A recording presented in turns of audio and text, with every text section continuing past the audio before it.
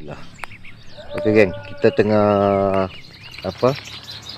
nak settlekan look untuk pintu dulu. Untuk pintu dulu kita nak tengok macam mana sebelum kita nak finalize lah. Ini belum finalize lagi. Ini kita baru just letak situ je lah. Saya letak dulu, nak tengok dia punya look dia. Untuk pintu ni untuk pintu. Nanti pintu tu kita akan buat lengkung lah. Tengok sama ada ikut dia ataupun kita buat lengkung ikut ni je. Yang penting dia nak lock kat sini ya. Nah, kat sini untuk lock dia kan. So answer belah sini. Yang tu dia punya art lah, nampak dia punya border dia lah. So macam mana gang? Untuk konsep ni, so kita boleh lock lah noh. Kita boleh lock konsep ni noh. Nampak okey kan? Not bad kan? Nanti kita akan potong lah. Tak mana kita akan potong lagi lah. Potong untuk letak kedudukan dia. Tengok sama ada nak buang ini ke. Kita potong sini, kita sambung daripada atas sampai sini ke. Ini buang terus ataupun nak kekalkan yang tu kan. Sebelum kita nak ikat batu, nak matikan semua lah.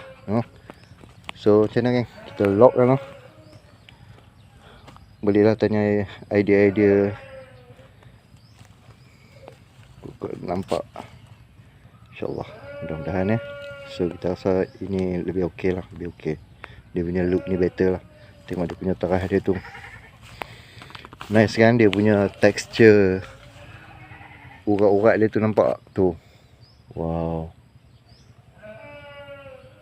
tu nampak tak? Ni kita belum cuci lagi ni, kita belum cuci lagi. So yang ni dah okey, ini dah okey. Cuci sikit-sikit je, sikit-sikit. So ini kita letak dulu sebelum nanti kita ada tapak lah, tapak untuk pintu. Ni pintu akan masuk lah.